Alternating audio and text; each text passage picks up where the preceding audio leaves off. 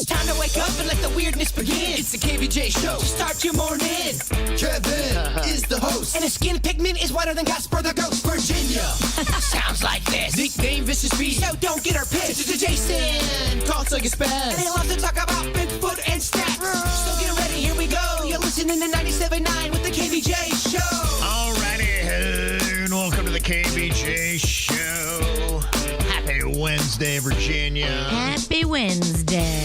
How you doing today? Doing good. Okay, good. I think I might have taken another product that my system didn't agree with that I found on Instagram. You think I would learn? Yeah, you seem to love everything they have on Instagram. Well, I see the ad and I'm like, ooh, that looks good. I Right. need that. I need that. I want to try that. And then I try it and I have epically terrible results. What is going on? What did you take it for, and what has happened to you? So a lot of people that I follow on Instagram are pushing this dose. Have you heard about this? Dose. Dose. No. It's like As in like Spanish 2 or a dose of something? It's dose for your liver. And I'm Okay. like, oh, I mean, if anybody's liver needs a little help. Well, that spoke to you, huh? So I always believe in signs. Yes. I think, there's definitely a reason that Bethany Frankel is telling me I need to get dose. This is obviously a message from God through Instagram. It's your algorithm seeing all of the photos of you with cocktails, and it's like, if anybody needs to be fed a product about liver maintenance, it's this woman. So I got the little package. My little bottle of dose showed up yesterday. Okay. Beautiful packaging, glass sure. bottle. Yeah, right. Oh, yeah, you pay for the packaging. That's where they get you. That's where they get you. And you think, well, I mean, something this beautiful, it's got to be effective. It's got to work. Right. It can't be a dud. I took it and I was like, all right, let's see. And you're supposed to take a shot of it every day. And Lord knows I'm fine with taking a shot every day. Right. So about midnight, I wake up from a dead, peaceful sleep and I'm like, hey, my tummy don't feel so good. Oh, no. I think I'm going to throw up. I run to the bathroom, make it just in time, throw up. No, really? Oh, yeah. Oh, wow. Throw up, other stuff we won't get into. Yeah. It was not fun. Cleared you out, huh? Cleared me out. You might as well put a pipe cleaner down me. Maybe that liver was just working effectively. I don't understand. Is that what it's supposed to do?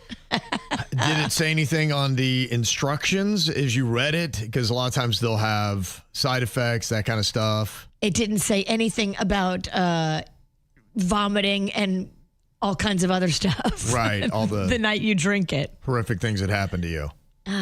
It's just rough.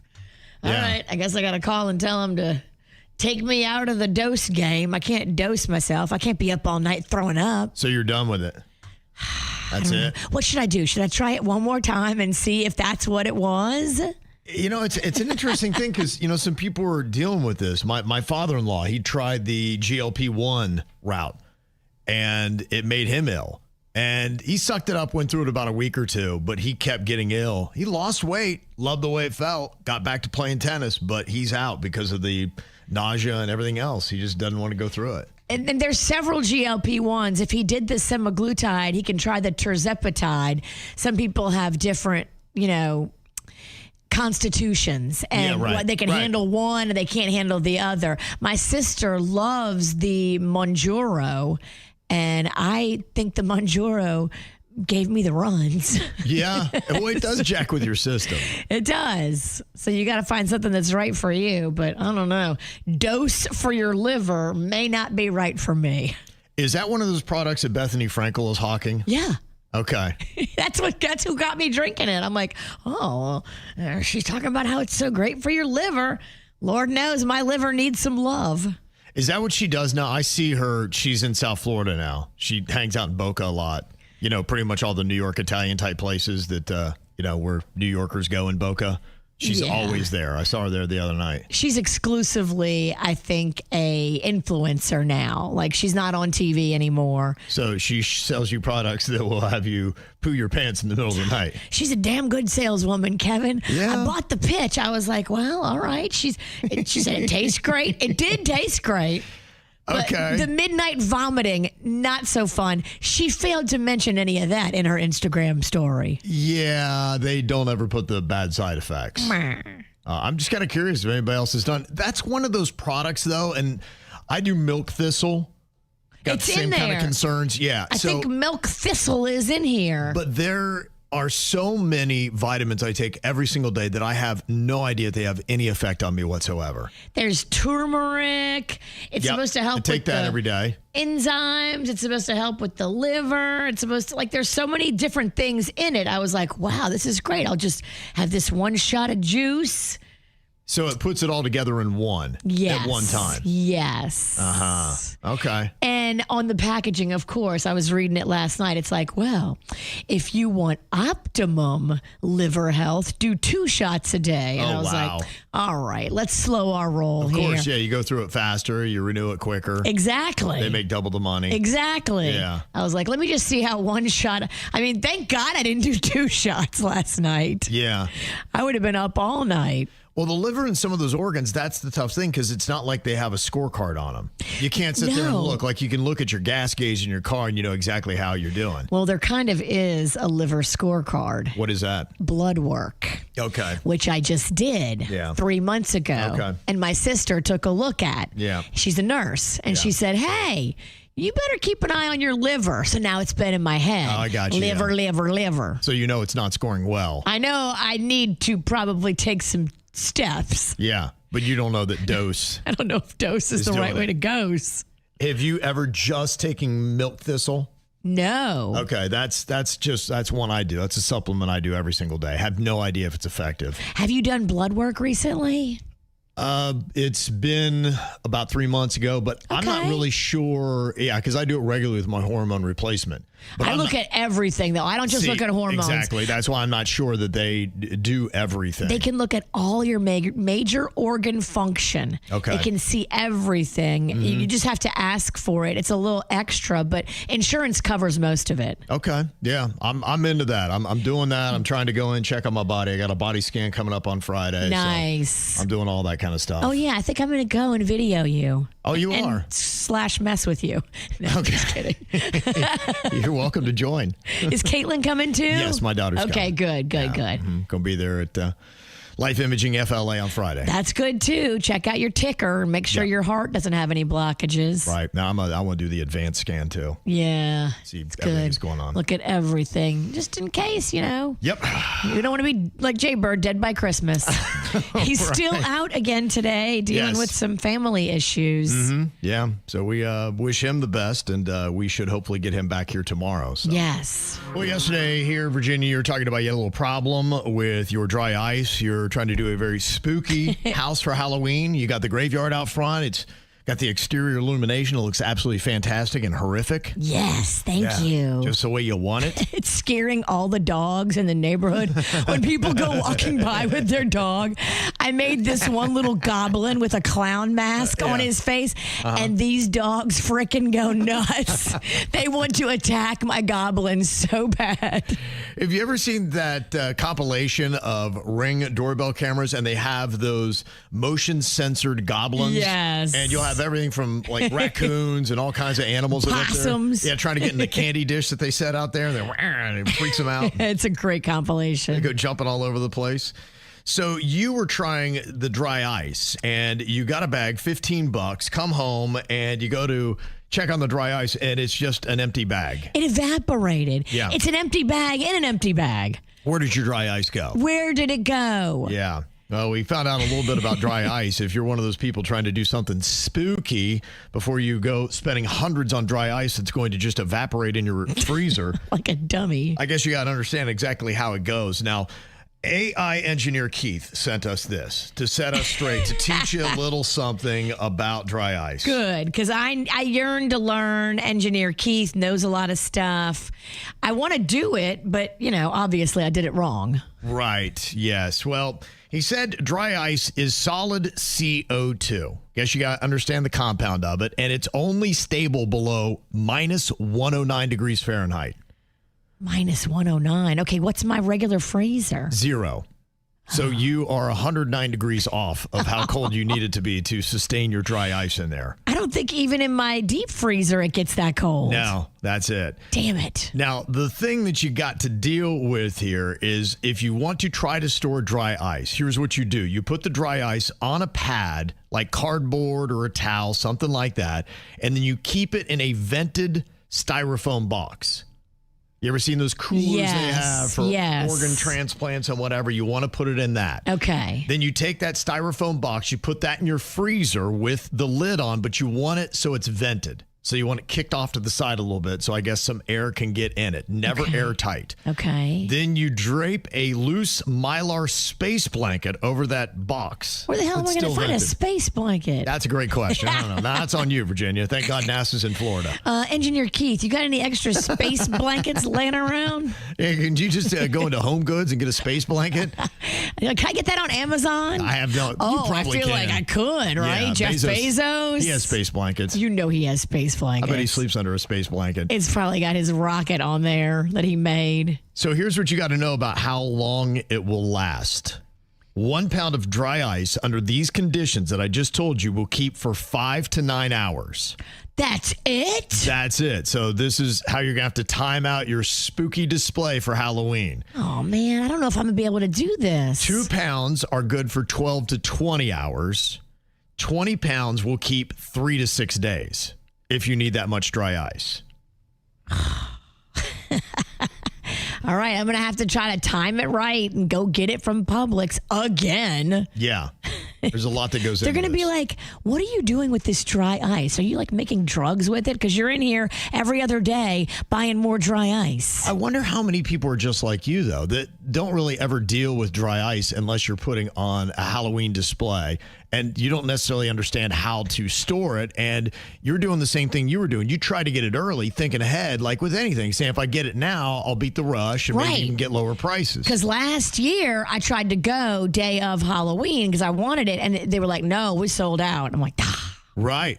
So this is the big struggle. I mean, this is what you got to do. You got to get styrofoam coolers, space blankets, and then you got to time it all out. And you got to know how much dry ice you need to buy because, you know, you're probably going to lose some of it by the time it gets there. So I need to go right to the source. Does anybody have a dry ice guy?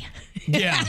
Let me call the quintessential Italian, Jerry Soma. I got a guy. Yeah. I need a dry ice guy. You do. You need a dry ice guy. Absolutely. I can't keep going through Publix. No. It's breaking my heart. It is. And my wallet. It got you on the run. $15 you said for that 1 bag. Was that a 1 pound bag you got? Yeah, well, it was a little less than a pound. And that's $15. Yeah. Okay. And I had bought dry ice the day before because I had shipped some soup to my grandma who's up in Kentucky. Yep. So I had packed it all up and shipped it up there for her. Yep. And so they really probably think I have a dry ice problem.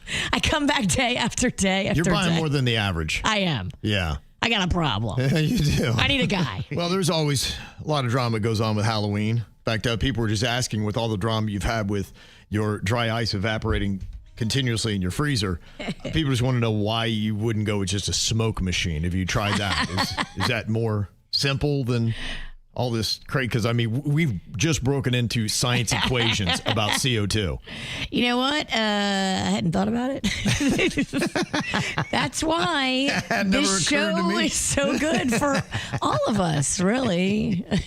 You're going, oh, yeah, right. Oh, a smoke machine. Yeah, a lot easier. I've seen those. Yeah, what am I thinking?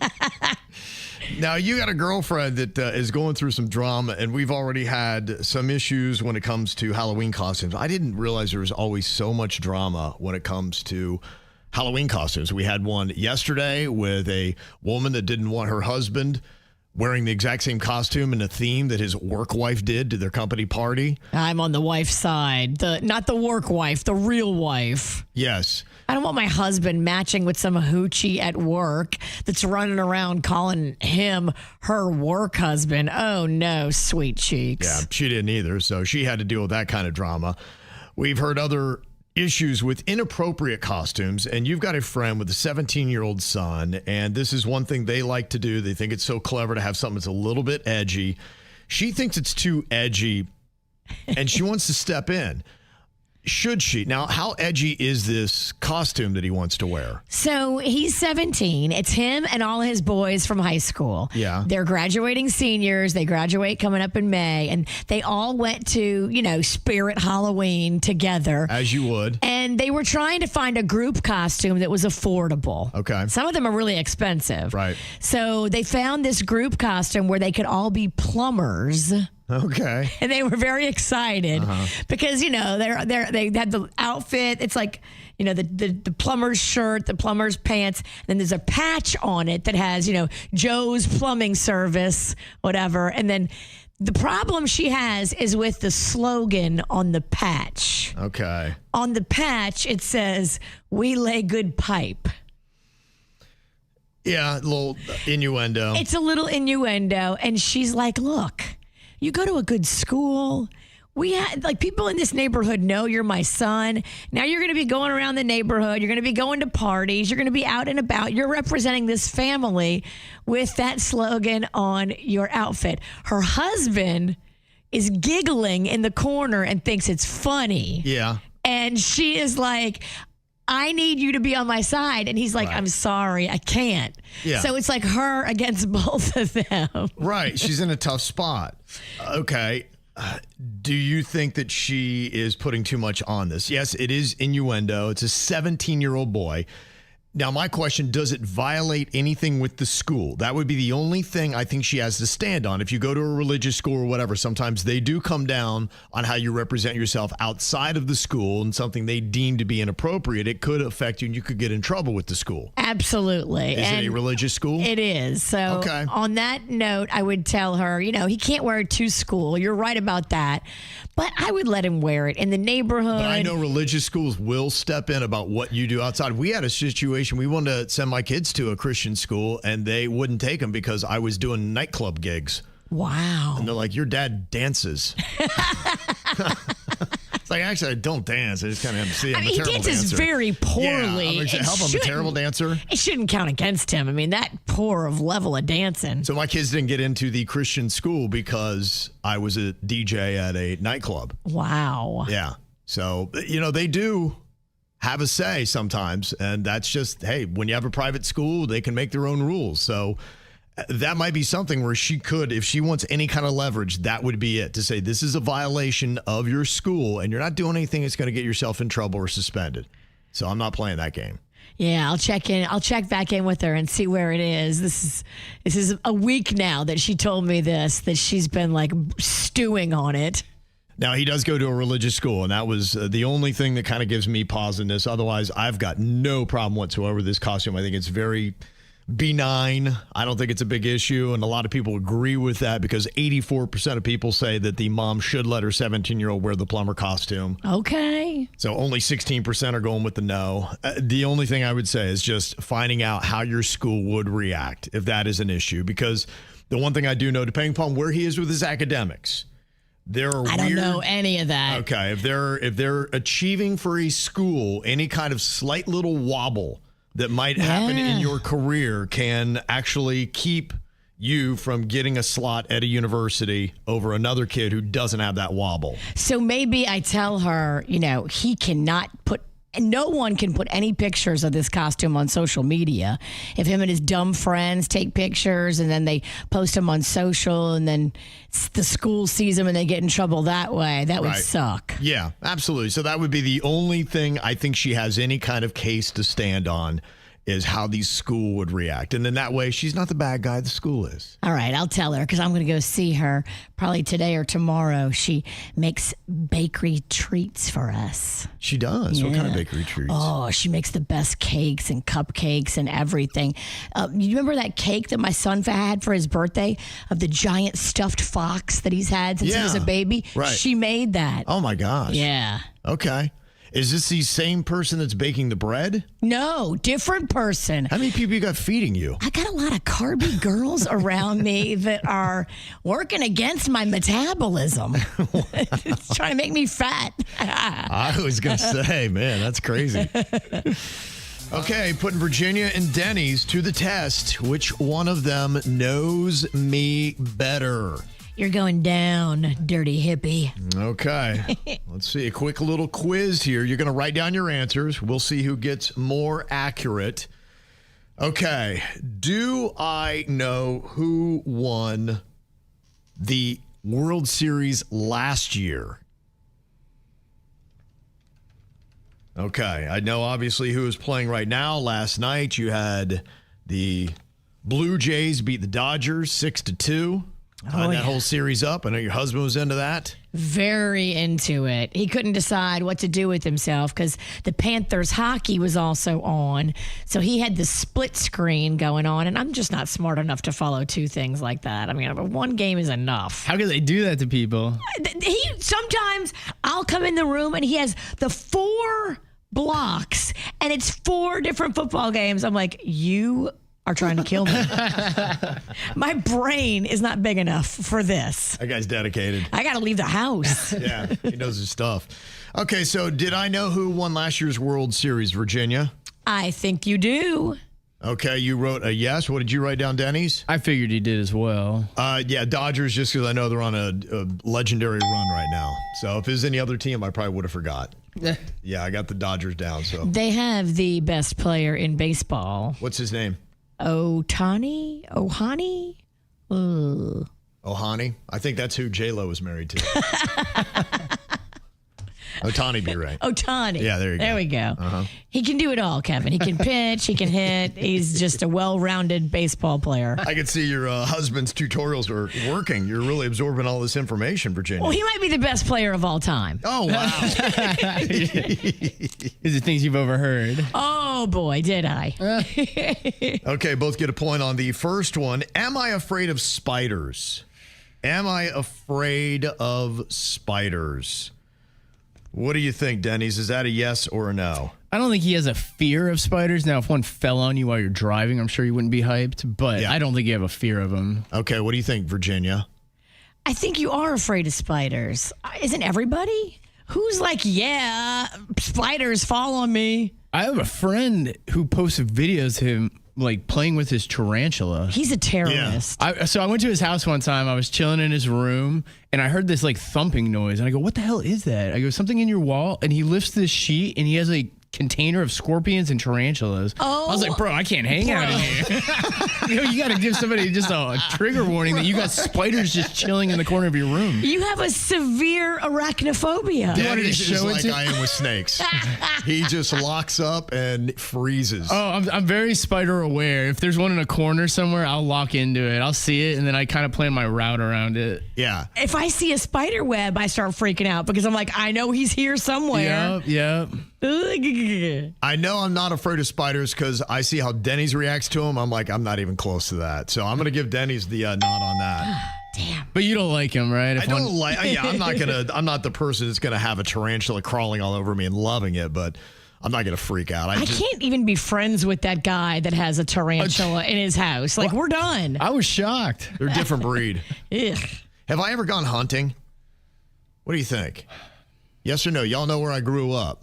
I grew up around hunting. We got a whole week off of school for deer season. Which is so wild to think about. Yeah. Honestly, if you went there and said that, they'd be going, it makes perfect sense to me. Y'all are stupid. Y'all are in school the first week of hunting, dummy. Right. More deer for us. So what do you think, Virginia? Have I ever gone hunting, yes or no? I think you did. I'm going to say yes, and you were very bad at it because I don't see you being the hunter type. But okay. I think you probably went. Yeah. You probably got roped into it. Yeah. Denny's? I put yes, obligatory. Obligatory. I have never gone hunting. Never? Never gone hunting. No, wow. Them farm boys looked at me and they're like, they're not taking me out there because they're serious about it and they want somebody that's locked in like they are. Like you can't move, you can't talk. Like if you're in that deer stand, you have to be quiet all day. I'm like, I'm not doing that. That's insane. I thought you would have gone at least once. Now I would go fishing and not fish. I would just smoke and drink.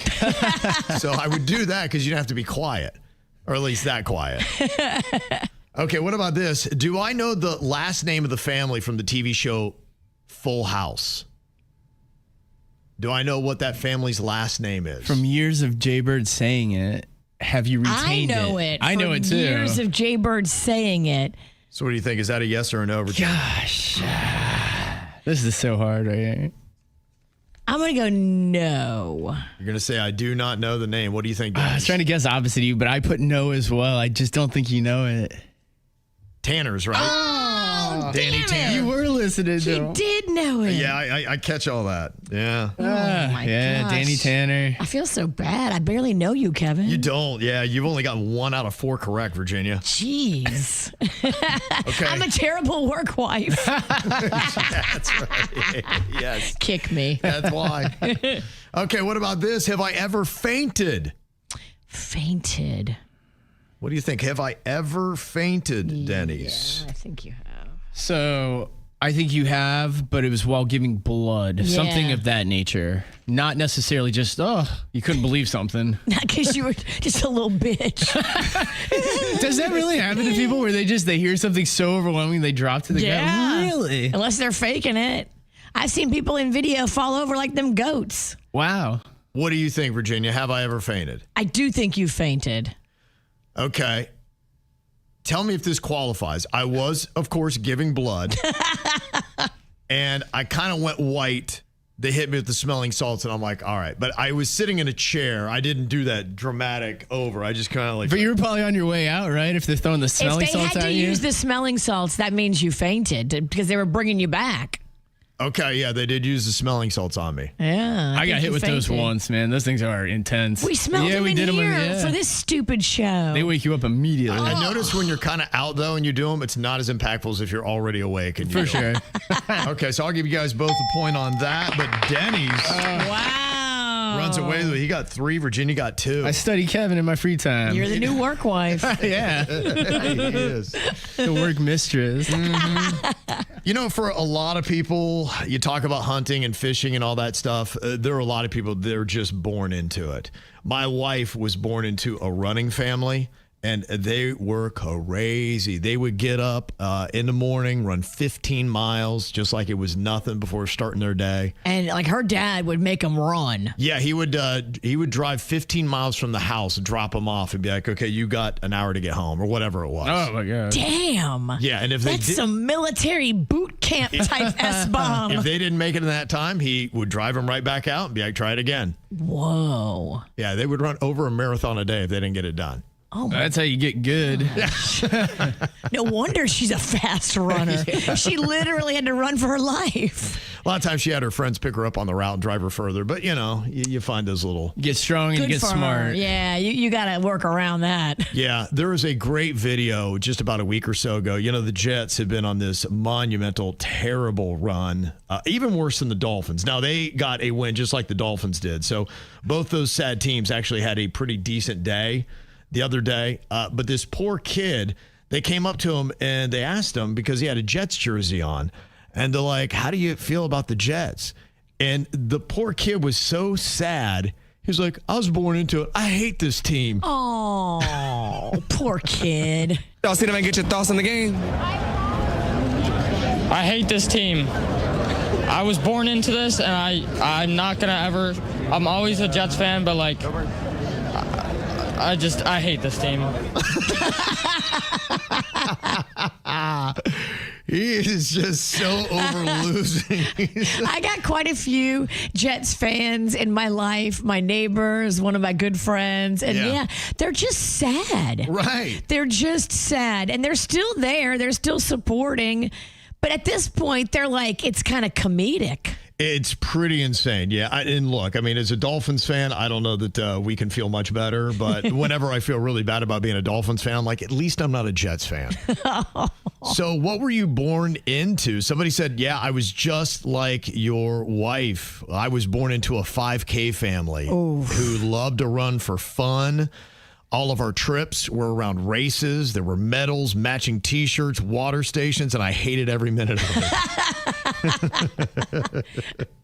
If you like running, you're like, sweet, this is the family for me. Yeah. But sometimes we just don't line up with running. Some people, like Kevin, don't run well. Yeah, and I honestly, my wife runs great, She but does. she still hated it. You know, it's because you'd have to do it, and she grew up outside of Chicago where it's freezing, and it didn't matter. It could be minus 26, and they would be out there running in that temperature. Dang. They just didn't stop. So I think it was, not only did she have to run, but in miserable conditions. And it was not even like, do you feel like running today? It's like, no, you're running today. That's crazy. Somebody else said, every Thanksgiving, my family does a talent show and I have no talent. It's a problem. And then, of course, they all troll me about how bad I am. Somebody else texted in who was born into a camping family. And they're like, me, I am a 1,000 thread count, fine hotel type person. So camping, no. That can be a miserable existence. It's one of those things, either you love or you hate it. Some people love camp. Same way. I like the idea of camping, and I think I would totally go to Jonathan Dickinson Park in the daytime. As soon as the sun sets, I'm horrified of camping because now I'm vulnerable. Oh, I'm in a tent. So easy to murder. Yeah. Or maul. You've got bugs. And mosquitoes love me, so I'm just getting bit the entire time. Absolutely terrible. Going to the bathroom's not easy. Nothing's pleasant about it. Yeah, camping, you're a different breed. If you get down with camping and you do it and you love it, you're just different breed. Mm-hmm. Yep. Mike said, I was just born into a poor family. I didn't like pouring. I hear you, dude. That ain't fun either. Pouring sucks worse than camping. You're right, it does. You know what? Camping's fancy compared to pouring. Give me camping all day long, man. It's the KVJ dirt of the day. It's the KVJ dirt of the day. Virginia, take it away, because you know we need that dirt of the day. This Dirt of the Day is brought to you by my new closet designers, Closets by Design. Well, we all heard about the drama back in the day on the Fresh Prince of Bel-Air. Now, back in the day, there was a character that was played by an actress, Janet Hubert. Mm-hmm. She played Aunt Viv on the original seasons 1 through 3 of the show. But then all kinds of drama happened, and they said that she was like a monster and they couldn't work with her. And it was just very dramatic, her exit. But now, I guess, here comes your full circle moment because Aunt Viv, Janet Hubert, is coming back. Okay. She will be joining the cast of The Fresh Prince of Bel-Air for the reboot in its 4th and final season, making a whole reconciliation with her and the show's creators and the cast, and good for her. You would hate to think that, you live your whole life and then you had this one meltdown moment that you couldn't go back and fix. I think a lot of her reconciliation was with Will Smith. And Interesting. I don't know that they've had that. I think that that's how she felt, that he pushed her off the show. So is he off and that's why she's back? Well, he's not a part of this series. Yeah, so he has nothing to do with the Fresh Prince that they've had for this is going to be the 4th and final season. So the last 3 seasons, Will Smith, as far as I know, hasn't had anything to do with this show. Wow. Yeah. It's kind of He is the Fresh Prince. Yeah. How are they going to do the Fresh Prince of Bel-Air without the Fresh Prince? I think the tone was a little bit more gritty than it had been. Huh.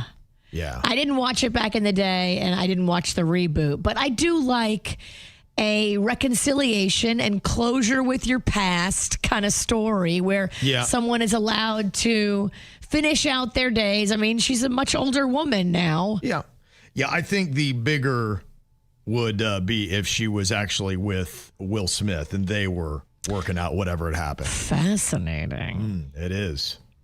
Well, you can blame Brad Paisley for your poor night of sleep. Not last night, but the night before. My husband stayed up till 2 a.m. and he went to bed before it was over with this World Series game that went 18 innings. Right, yeah. Good Lord. Isn't it supposed to be just 9? Yeah, it was you got a bonus game.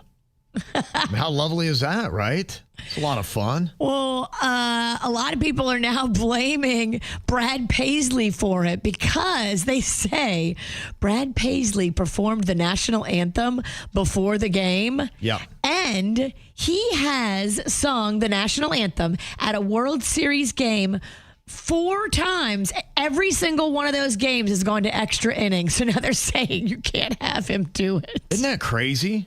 It's him. Yeah, I think it is. It's pretty nutty. And do you have this audio? I guess there was a heated exchange that happened between Denzel Washington and a paparazzi guy. Yeah, I do. The guys just, as they usually do, egging him on. And look, Denzel's a no-nonsense kind of guy. He does not play. Surprised he even engaged, but I think he attacked, a soft spot for Denzel, which is his sobriety. And so I think that's the main reason why Denzel said something. But here's a bit of the exchange. Damn, it's like that? Man, it's better when you're drinking, Mr. Washington. I haven't had a drink in 15 years. Yeah, okay, that's a lie. That's a lie. That's a good lie. Seriously. That's messed up, bro. Well, I show you, Malcolm X is my best movie. I was watching with my mom growing up, man. Huh?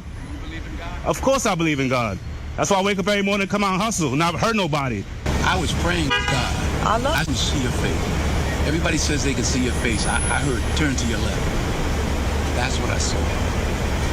And that's beautiful. Listen to me. Yes. You can play games with me. I'm not playing games. Listen to me. Yeah, I'm listening. You can listen. I'm listening, sorry. You can play games with me. But you can't play with him. Nah, Okay, you're 100%. so be careful when you talk to me about God.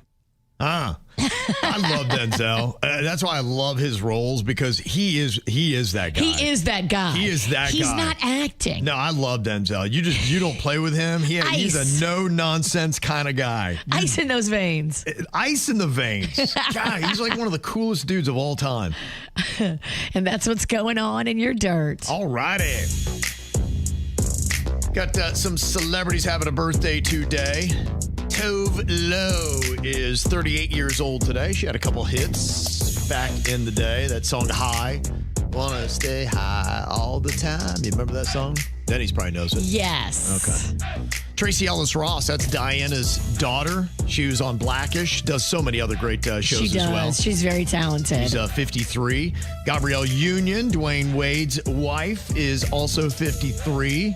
Winona Ryder, Stranger Things, is 54. And Richard Dreyfuss, who was on Jaws back in the day, is turning 78 years old today.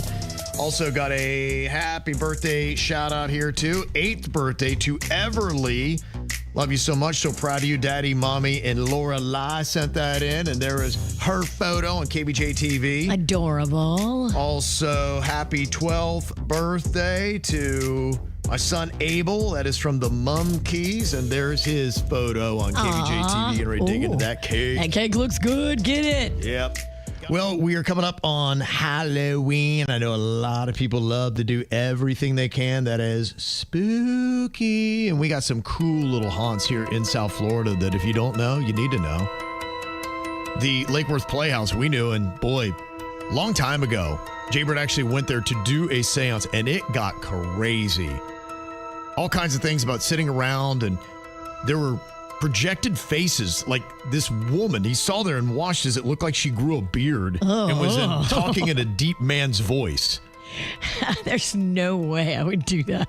Now you're like, okay, who is that man? Well, apparently it was Lucian Oakley. He and his brother Clarence were involved with the Lake Worth Playhouse going all the way back to 1924. And their dream was to own a movie palace and a vaudeville house. But the dreams were dashed when the full weight of the Great Depression struck right about that time. Oh, that sucks. And then they lost ownership of the theater. And apparently Lucian did not take that well. And he's like, you're not taking my theater. And he refused to leave. Now, the premises are said to be haunted by Lucian, whose ghost has appeared in mirrors and has been blamed for moving things all around. I think there's also a story about maybe somebody had hung themselves from the rafters in the Lake Worth Playhouse. And you can every now and then see that apparition that's still hanging by the rafters. I wouldn't go in there for a seance if you paid me. No, that's not my thing either. No. Yeah. The odd reports and the dog's behavior, and the dog started freaking out and had a medical issue. Good. Yeah. No, everything I heard about that night, I'm like, there's no way not that way. Remember our friend? She brought her boyfriend, and she truly believes that at that seance, he got possessed by the devil. Because afterwards, she said she was in the kitchen doing dishes, and she looked out the kitchen window, and she saw him digging in the yard with his hands, which he had never done before, and then shouting at the sky and cursing God. Yeah, it's a bit troubling. She said he had never done anything like that before. Yeah, that'd probably get your attention, right? if I looked out the window and Panda was in the yard digging with his hands and cursing at God, we would definitely be calling a priest for an exorcism. We need to talk. Hell no. That is absolutely crazy. Just don't go to a seance in the first place. But goodness, a possession of your boyfriend? So if you're looking to get possessed, Lake Worth Playhouse is your place to go.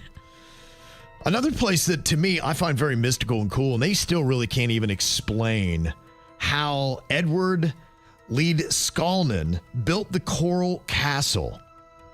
Now, he was just 26 years old. He was a Latvian immigrant, and in 1913, he fell in love with Agnes Scuffs.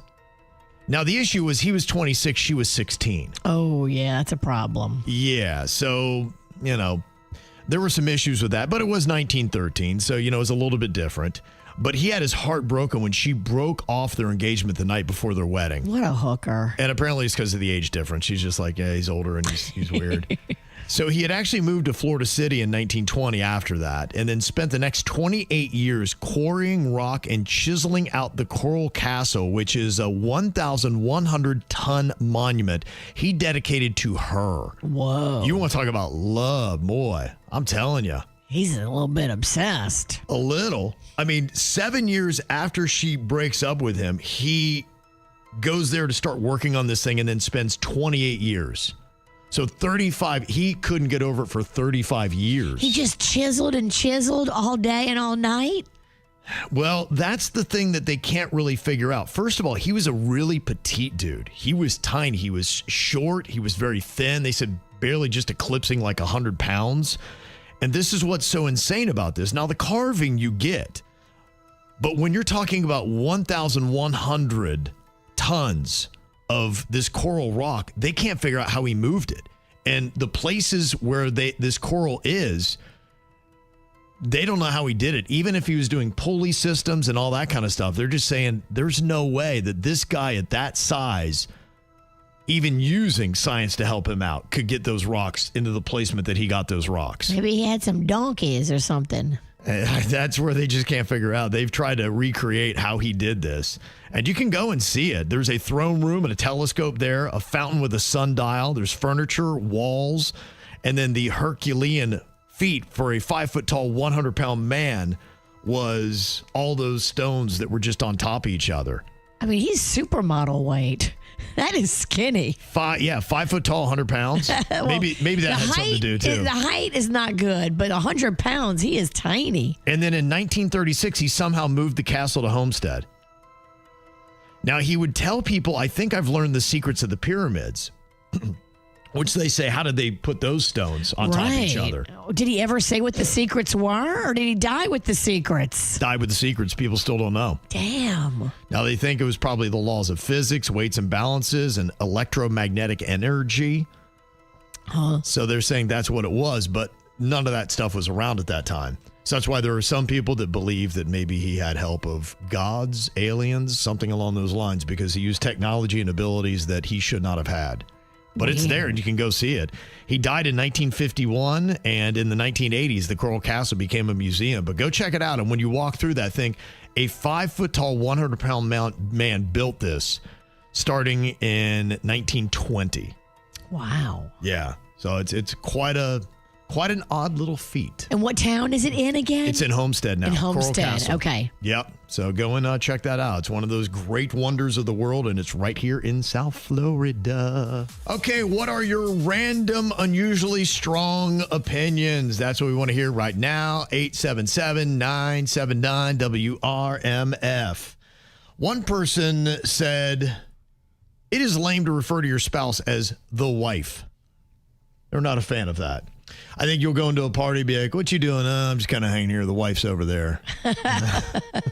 It's not a positive comment. It does make them sound like, it kind of takes away any of the personality, and they're just that figurehead of, they fill the place of the wife. Another person, separate from that person, doesn't like the word preggers. You ever heard of that for pregnant people? Yes. How do you feel about the word preggers? This is like, okay. I never was offended by it. I just think it's kind of innocuous. You love the term? I don't love it, but I don't hate it. Mm-hmm. Dudes who group themselves with their wives and say, we're pregnant, have no idea what it's really like to try to squeeze a watermelon out of their butt. Yeah, we are not pregnant. I'm pregnant, and you're getting the good end of the deal. I think it's my wife's pregnant, we're expecting. Yes. You can both be expecting, but you both can't be pregnant. You're right. I'm a dude. You give yourself too much credit. Yes. You wouldn't want to do that. I'll gladly switch places with you, and you can be expecting, and I'll just go sit in the corner and coach. Right. Expecting's great. It's painless. I've expected several times, and I enjoyed the expectations. Another random strong opinion. This person says, somebody needs to tell KFC that normal color of corn on the cob is not gray. Oh, damn. If it's gray, y'all, don't eat it. Come on now. The KFC's corn ain't gray, is it? I have seen some gray kernels. No, come on. The kernels, well, he's old. The kernels are kerneled. That's why the kernel got gray. I saw they had a Colonel Sanders that was at a baseball game the other day at the World Series. He was sitting behind home plate. And they said they thought it was maybe like there was some kind of curse that had happened. The curse of the Colonel. It was bizarre. There was some odd story about a statue was stolen from a KFC and thrown into the water, and then all of a sudden this team tanked, and so it's a thing to now pay homage to Colonel Sanders, like he has some kind of effect on the success of your baseball team. Sport is very superstitious. Yeah, so some guy was in the full-out Colonel Sanders suit, you know, that little, what do you call that, bolo tie, whatever it was? Oh, yeah, we know it. Okay, pretty crazy. Another random strong opinion here. People on Facebook who say they have been hacked have really given away their password and login details to a page to find out what they would look like if they were a potato. I've been hacked. I don't know how they got my information. You use the same password to make yourself a potato. But I mean, you've seen how funny that is when you come off as a potato. It is pretty potato head, you got the funny. eyes, you got the mouth. You're going, oh my gosh, I'm a potato. I can see the intrigue. I see where they get you. Use a different password. This person, their random strong opinion, they said, having a social media page for your pet is weird. No exceptions. It is weird. It just makes me a little sad when that's all they have is just this dog. Yeah, I think it's the tone how they do it. Like, I've seen it. Some of them have a ton of followers, and if you monetize it, make money. I'm like, all right, I don't know. I feel like that's kind of winning. The people I'm talking about are like, I got 30 followers. Yeah. And it's just all they're doing skits with their dog. Yeah. And I'm like, oh, get outside. Go get a friend group. Go do something. Go to happy hour. You can't just be in the house dressing your dog up like Dorothy from The Wizard of Oz. Go get a friend. Yeah, like you, it bothers this person as well. I feel like you're doing it to yourself. Mm-hmm. You know, you got to have some friends. Go find some friends with dogs and y'all hang out together. This person's random strong opinion, they say nothing promises more and delivers less than a nectarine. Huh. Okay. Then a nectarine. Okay. I have had some weak ass oranges, and maybe it was nectarines.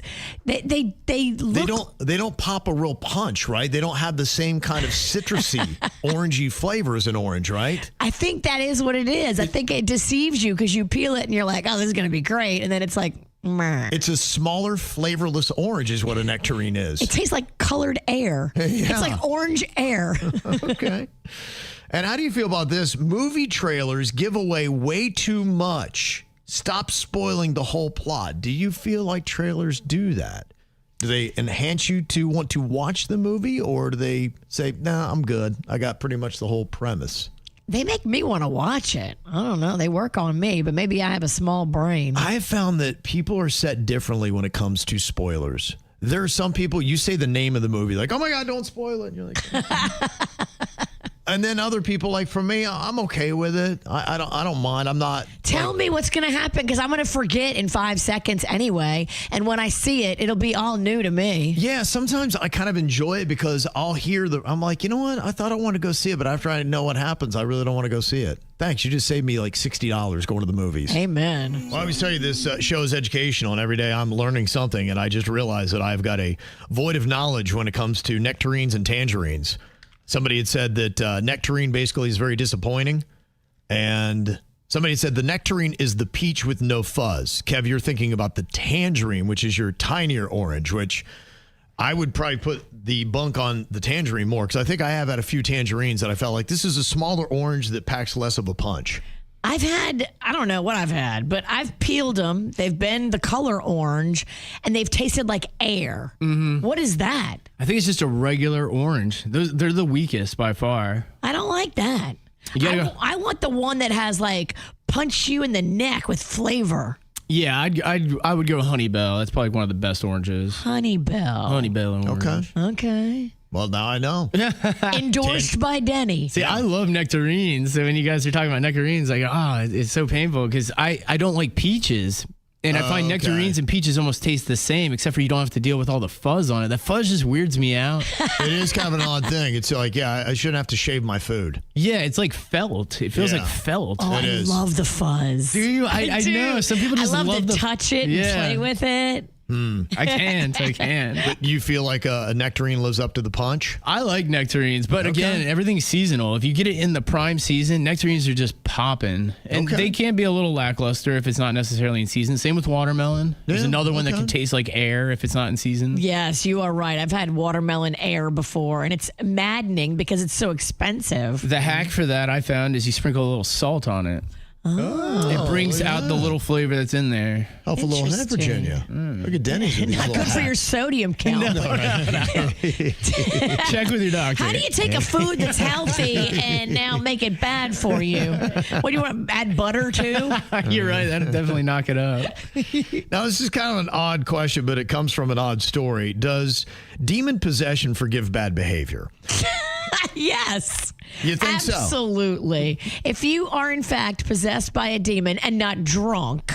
So Denny's was telling this crazy story he heard from his mom, and it had to do with somebody that was like a neighbor, and it was a relationship squabble that I guess was caused by demon possession, but then it was relieved because he was unpossessed and all was forgiven and it went back to normal. What the hell's going on over there, Denny's? Yeah, my mom was returning to her apartment, and on the way in the hallway, her neighbor was sitting on the floor crying. She was crying, and all her possessions were out in the hallway, just scattered. That is my idea of walking up on a nightmare. There's a person in the hallway crying with all their worldly belongings, like... you can't just walk past that. Well, so yeah, my mom's stepping over all the stuff, and she's just like, "Are you all right? Is there anything I can do?" You know, you have to ask. Can I help you? So she was explaining that her husband was yelling at her, threw her out of the house, was going crazy, doing all this weird, out of character stuff. So my mom invited her to the apartment, and they're drinking tea, and she's just trying to calm her down. Oh my! And she's like, "Do you want me to call the police? Do I, do this?" She's like, "No." And then she got a text saying she could go back in the apartment, so she brought all her stuff back in and everything. And I guess it was maybe 2 days later, she was walking, she saw them hanging out just as if nothing had ever happened. The girlfriend and the possessed guy? Yeah. Was he still possessed? Well, I guess what they did was they contacted their church, they had an exorcism, and now that he's unpossessed, he's back to normal. And so he's forgiven. Do they drink a lot? My mom was wondering what's going on in this. Drugs. But they're in their maybe mid to late 20s. She goes, they look normal again. She's seen them before in the building and never thought anything of it until this one situation. But the woman forgave her husband and everything because it was a possession. It was a completely out of character moment for him, and they are back to normal. So I just is that a forgivable excuse? Would you take that excuse? If he was legitimately possessed, I guess you have to. But then it's not his fault. I mean, how do you really know? I know if you lean on that and you're like, I trust whatever the church says, and that he definitely was, if they say he was. What a handy way to just get a mulligan on bad behavior, though. It's just an Uno winning card, You know what? At my church, we have a KVJ priest. He listens to the show, and after church on Sunday, I always see him like in the vestibule or walking around outside, and I'm going to ask him when I see him on Sunday, I'm going to say, hey, do you believe in possession? Is that real? Can the devil possess people? And then... is it real that the priest is the only one that can come in and drive the devil out? And then where does the devil go? Does he hop in a new person? You ever seen that Denzel Washington movie, Fallen? No. Oh, well, you might like it, but it kind of explains what happens when somebody gets depossessed. But is it real? Okay, nah, it's a movie. My problem with this is how fast this happened. Right. Because it's almost like a light switch. Like, light switch on, he's possessed, and he throws all of her belongings outside. They bring the priest over. He does an exorcism. Light switch off. Now he's not possessed. He's like, cool again. Yeah. It's like the light at Krispy Kreme, hot when flashing. I didn't think possession worked like that. I thought it was a gradual thing. I'm going to ask the priest at my church. I'm going to ask him. I'm sure he's heard worse weird questions. Oh, for sure. Wow. And then, where does that possession go? If it jumps out of this dude, is now the devil just looking around for a new body to jump into? Well, especially at an apartment complex where you got tons of people. Proximity could be a problem. And is that something you can only use that excuse one time? And then it's done? Or can you frequently go back to be like, you know that demon that got me a couple weeks ago? Came back. That wasn't me. And then, hey, what do you know? It's gone He's again. called vodka. Yes. At that point, I'd be like, what are you smoking? Oh, yeah. 46% of people in KVJ TV said they would forgive a person's bad behavior if it turned out they were possessed. I mean, that's almost half and half. That is almost half and half. Maybe not a bad excuse. I just don't know anybody who's ever gone through it. The only thing I've ever seen is movies. And like Denny's just said, it's a movie. Right. Well, yeah. And in this situation, it was a 3-day period. You know, it's such a short Are demons like people? And they all are demons like people, and they all got a different disposition. I just can't believe this guy got away with this. Yeah, I mean, I am flabbergasted. If he's not formerly possessed by a demon, he is a crafty guy as far as storytelling. It's the most unbelievable excuse I've ever heard for bad behavior. And what I can't believe is it actually was accepted. Have you met him? Have you seen him? I've seen him just walking. We've never engaged. What does he look like?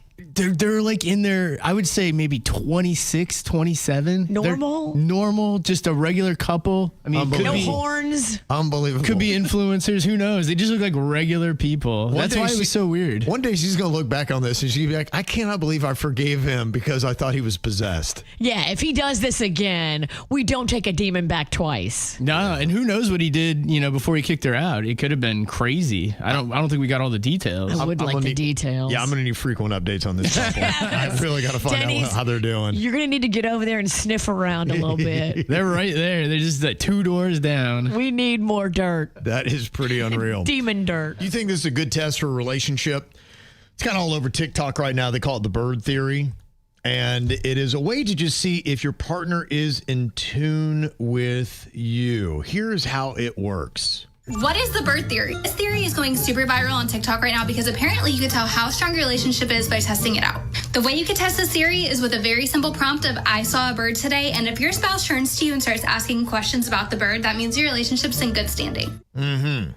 So if they care about something that's mundane that happened with your day, it just shows that they're in tune with you. They want to strike up conversation. If they blow it off and really kind of ignore you, they're not really in tune with you and they don't care to interact with you. And that might show that your relationship is in some kind of trouble. Okay, well, don't ask them about the bird if they're busy. Right. Like if I'm cooking dinner and Panda comes in and I've got like hot grease or an oven going and boiling water and wants to talk to me about a bird he saw, I'm going to be like, really? Right. Yeah. Like, know your moment. Here's a couple of people that tried it out. Here's how it sounded. Does this really tell you much about your relationship? Baby, I saw a bird today. What do you mean you saw a bird? I just saw a pretty blue bird. Oh, nice. What was it, a blue jay?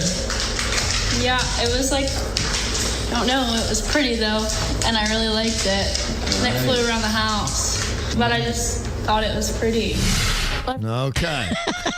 You sound like you're regressing mentally. He's going to question your wherewithal, but yeah, try it out. I almost thought there was something to it, but after I hear it, I don't know that it's a good test at all. I don't know that it's a good test at all. I kind of get where you are because, look, I've seen relationships where you could tell that people were over each other. They didn't entertain each other's goofiness. They didn't ask them about their day. They didn't really care.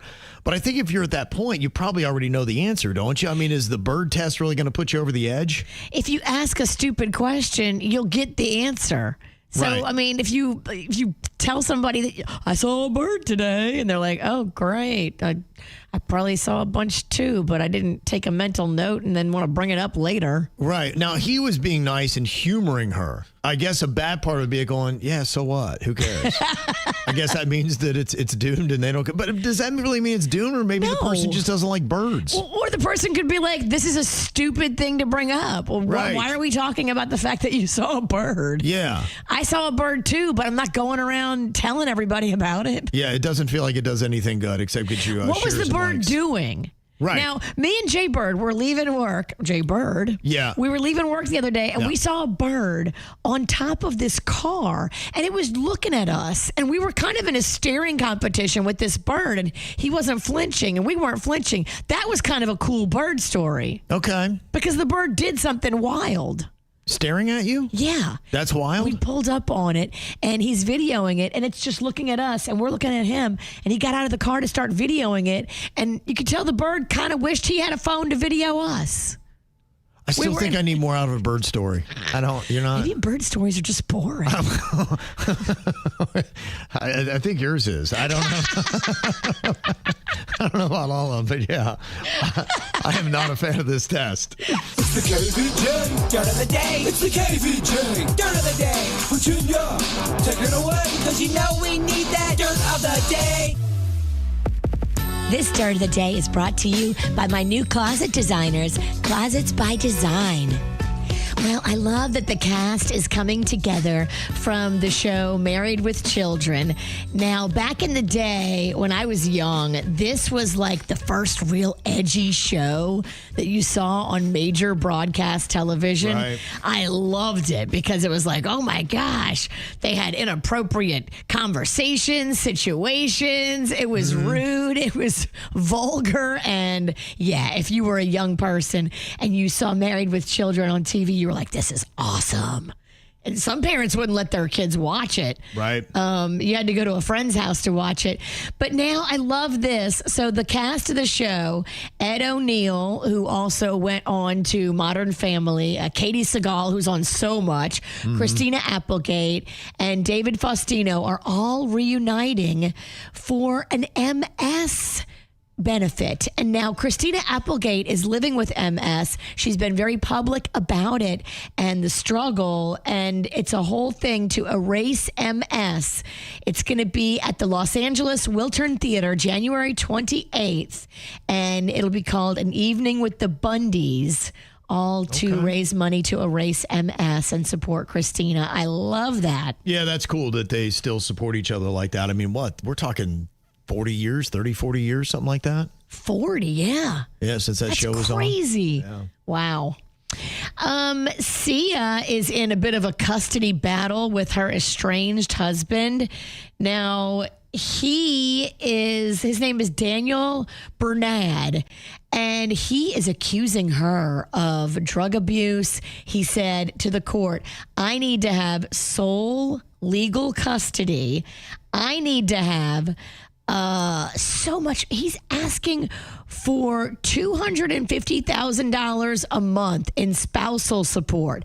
Who needs $250,000 a month? Right. That is insane. It's a lot. He's also asking the court to force her to pay all of his legal bills. He's saying that she's lying about being sober. He's saying that she was secretly hospitalized last month because she has issues with drugs. Now, she's claiming that she has been sober for many months. And she says that she does have a sober companion and that she's, sticking with the program that she's been following. But I don't know what's going to happen here if he's got proof that she is abusing and has the kid. And yeah, I didn't know that he had an issue or she had an issue. I didn't either, but this is crazy if he can prove it. Okay. I mean, there's a lot of money at stake. He could be making this up too. Right. He could be saying that she is currently, not sober, and that's not true. She's saying that she has been sober for months and months and months. So stick around. He needs $250,000 a month to continue the lifestyle that he's accustomed to. That's an insane amount of money. Yeah. And of course, he's probably not working, doesn't have a job. So, yeah, he should definitely get all that. Ridiculous. And that's what's going on in your dirt. About a month or so ago, we got an email about whether or not to fire this pet sitter. It's this married couple that likes to travel a good bit, and they don't have any kids. They've just got the dogs, and having a pet sitter is important because that's their babies. And they took a little bit of a trip, and when they came back, she noticed a condom wrapper that was kind of underneath the couch, kind of caught up with the curtains. And she's like, okay, my husband and I don't use condoms, so what's going down here? And so they got a little bit suspicious, and she felt like it was a violation of the pet sitter who brought somebody into their house that could have access to the home, could have taken something, maybe now knows how to get into that. And she said that's just not something that, you look after the pets. You don't get to treat this like it's your own house. You don't get to have company. Yes. You don't get to entertain with your privates. Right. So when they confronted her about it, she got all offended. And she's like, you know what? If you guys don't trust me, I'm just not going to pet sit for you again. And the husband got upset because he's like, look, we have a hard time finding somebody that you trust. We found somebody that you did trust, and now you've kind of chased them away. So he went running back after her and I guess upped how much money they were going to pay her, almost doubled it. He is annoying. Why would he undermine what his wife wanted to do, which is not have that pet sitter back? Because he wanted to go to the Keys last weekend. Ugh, I don't like him in this story. Okay. Well, the one thing that she didn't have cameras. And so she went and got, some stuff installed so she could kind of see what's going on. You can put nanny cams up now that no one even knows you put a camera up. Mm-hmm. They're so small and hidden. Yeah. So they wound up going to the Keys over the weekend, and she said while they were out, she got an alert on the very first night at about 11 p.m. that there was somebody in her living room. Now, is the pet sitter supposed to be sleeping over, or they just come and check on the pet randomly? I think she had said maybe in the first email that they just were checking. I think that's what she'd said in the first one. They don't stay there and watch the house as well. They just come and go, feed the pet, and excuse themselves. That's what I had thought. Yeah, that's why I think that seems a lot cheaper than having somebody stay at your house. Stay at your house seems expensive. Right. So she goes and she checks. I guess when you get an alert, you can go right to your phone. You can see what's going on. And the person who was in her living room, it's her brother-in-law. Her brother-in-law? Her brother-in-law was in their living room. He had a pizza in his hand. Now, this is my brother-in-law that I think she kind of has some problems with. She does mention in a snide tone that he still lives with his parents and he's 39. So it is her husband's brother, who's kind of a loser. Yep. Oh. She goes to her husband. He calls his brother right away. He won't answer, and she can see him sending the call to voicemail. I am watching you, you moron. Oh, no. Why does he have a key to our place? If we don't trust him and we don't think he's a mature adult, why would we give this guy a key to our home? Here's the thing, they didn't. Next morning, her husband calls his parents. And he's like, where's the emergency key that we gave you? Oh, no. Gone. Yep. So our weekend was actually ruined anyway because my husband was so mad. We left early on the next day and got back home. And my husband confronted his brother face to face. It was ugly. And now my husband is fighting with his whole family. And the whole weekend was ruined. Oh, no. Yeah. Now, they don't definitely know that he did the condom wrapper because I guess apparently they didn't get to that, but we know. We don't need to go any further here. We know. Yeah, so that's where it is. So we don't have complete confirmation of where it went, but Thanksgiving's going to be awkward. Well, how upset so I guess he's fighting with his own parents because he's like, why would you give him? And they're like, we didn't. He just came in and took it. So how accountable do you hold the parents? You don't. They can't. They have a squirrely kid who's not doing right by anybody. It's not the parents' fault that he came and took the key. Mm-hmm. Moving forward, nobody has a key to your home but you and your spouse. You can't trust these people. Well, somebody pointed out, too, that you would think the brother would be your immediate fit for the pet sitting. So how much of a loser is this guy that you would not entrust him to watch after your pets? So that probably says a lot. And they just probably have built up resentment. I mean, the guy's 39. I'm sure he's had a lot of issues. And look, if you have to be 39 and move back in with your parents for a couple months to get your act together, that happens.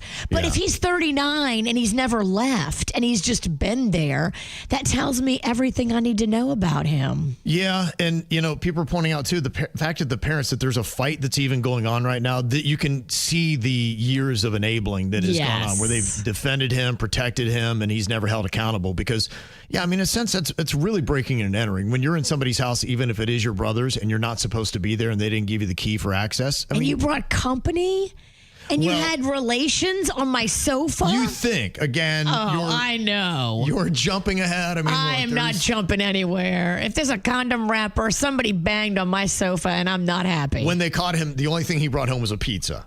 So he did not have any lady friend with him at that time. Who is this lady that's hooking up with him? He's probably lying to her. She's a gem. He's probably lying to her. She thinks that's his crib. Yeah. He's not saying this is my brother's place. Yeah. So there we go. That's what it looks like. So if you've got somebody that's watching your key, maybe just check, be like, hey, where do you keep that spare key that we gave you to get to our house? I don't think there's going to be any spare keys. Yeah. Not when you got a brother like that, squirrely in the family. No, I think you go to your parents, you take it back. Absolutely. Yeah. Mm-hmm. Got another email here for a KBJ Court. It says, my boyfriend wants to call me his wife. Says, I've been with my boyfriend for almost 11 years. We have both chosen to not have children, so we never really made a big deal out of marriage. Well, the other day, my boyfriend referenced me as his wife, and I corrected him right then and there, and he said, well, it's like we're married. And I responded, well, we're not. So he thought what I did was rude. And he said that I made him look foolish for correcting him and questioned why I was so stuck on being only a girlfriend. He accused me of wanting to make it look like I was more available than I am. I said, look, I'm as available as a girlfriend can be, which is not at all. I mean, I'm not going to cheat on you, so why does that even matter? Why would you call me your wife?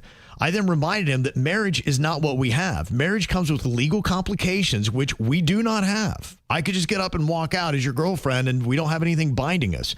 I just think it's weird to lie about our status, and I don't want to disrespect people who have taken vows to one another to be married.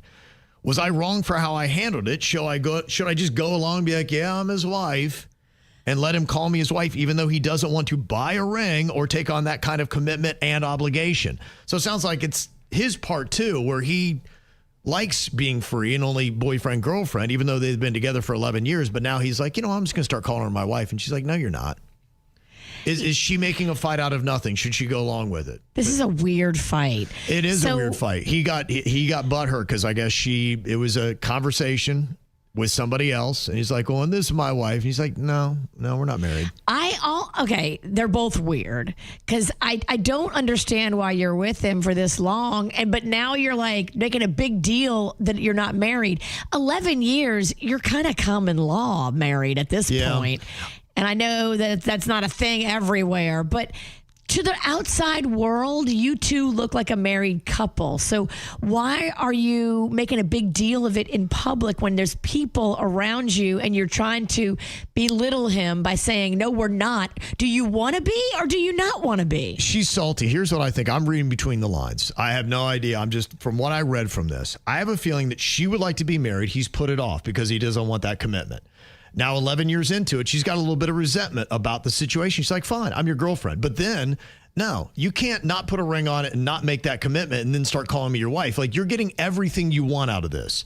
I'm not going to allow you to call me your wife. I'm your girlfriend, have been for 11 years. You're the one that has decided to not make that plunge. So don't even try to call me your wife and, get everything you want without giving up something. And I think that's kind of where she gets a little bit salty with it. Now, should she have done that? That's kind of an interesting question, when you call things out and other people are there. I've seen that where some people are like, no, you should have let me lie. It's a cry for help. If she truly wants to be married and he won't ask her to marry him, and they've been together 11 years, and now she's saying stuff like this in public. She wants to embarrass him. She wants to make a statement that this is not what I chose. This is what he chose. I think they need to have a conversation. Not in front of other people. Sometimes your emotions, you may never say anything, but eventually your emotions will show themselves. And I think this is a situation where her emotions showed, and she doesn't want, but you got to address this. You need to talk to him.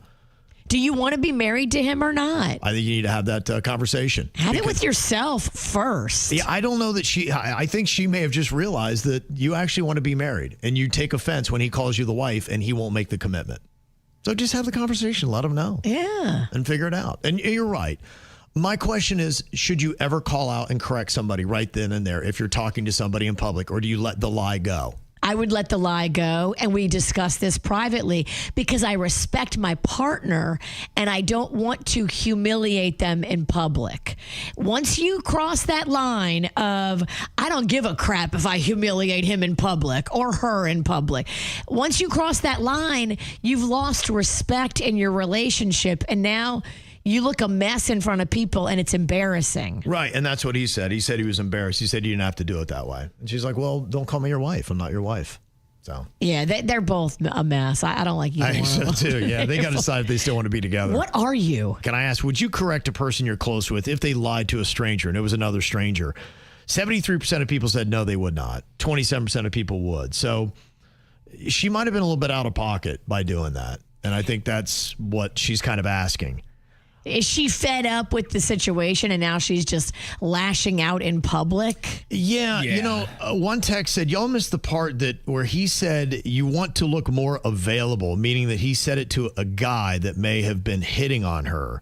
So he doesn't want to marry her, but he doesn't want someone else that would. And that could have been part of the dynamic of the correction and why we're getting this huffy over this situation. Because, yeah, a lot of them, like, I don't see what the big deal is, but there's other dynamics going on here. And Veronica said, yeah, I did that to my ex one time because I resented him and I didn't care. It's ass and nobody should do that. Leave before the resentment really kicks in. Right. And, before you start saying more stuff and losing your own self for this guy, like, get out. Yeah, this was Am I the Jerk? I think she was a little bit jerky, but I'm telling you. She was. Yeah, y'all got a problem with your relationship that you need to get fixed. So it's not in a good place right now. That's just all I'd say. All right, well, Jbird is out today. Again, but he'll be back with us tomorrow. So we can still do a majority because we've got myself, Virginia, and we got producer Denny's in here. Okay. So what I've got is I got a topic here for you. If you agree with the majority, you get a point. Okay, first thing is you got to write down a Major League Baseball team. Give me a Major League Baseball team. What is it going to be? Okay. You know what? I thought I was going to write down the answer. I changed it. It's tough. I don't have many to pick from. Denny's is like, yeah, right. Are the Coyotes a team? Coyotes. Hockey. I'm trolling. I wrote down the Blue Jays, who are in the World Series right now, and Virginia's husband's favorite. Who did you write down? I have to go with the Blue Jays because it is my husband's favorite. Okay, that's why I changed my answer. Denny's? Well, I heard it was your husband's favorite, so I also put the Blue Jays. Oh, man. Oh, man. I was hoping you didn't keep that to memory. I remember you guys talking about him earlier. Okay, well, it doesn't do much, but we all get a point on that one. Okay, next up, give me an animated movie. An animated movie. Animated movie. Yep. Something animated. My goodness. All right. What are you going to go with, Virginia? I'll just go with one I've seen recently, Super Mario Brothers. All right. I've seen that as well. Denny's, what'd you write down? Just because it's the most popular thing at the moment, K-pop Demon Hunters. Oh, I should have gone that. Solid. I went Shrek. I watched about 40 minutes of that movie. It is just it's very stylish, but I mean, it's just nonstop. It's bang, bang, bang, bang, bang, the whole thing. It's stylish / might give you a seizure. It's too much for me. I feel like it changes constantly. The songs are great. Yeah, songs are awesome. The animation looks very cool. I like the story. It's just, come on. It needs to move a little slower for Grandma. It's like an ADD movie. It is. We are training these kids to be ADD. Okay, next up, give me an airline. Give me an airline.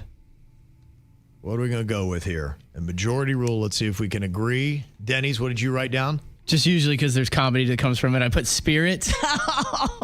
Okay, yeah. The best fights happen on Spirit. Every airline clip I pull is from Spirit. Headquartered in Dania Beach. I was going to go Spirit, but I switched it up to Delta, Virginia. I went Delta. No, that's the one I actually fly too. Me too. Oh, gosh. I usually fly Delta. How easily that could have flipped, Denny's.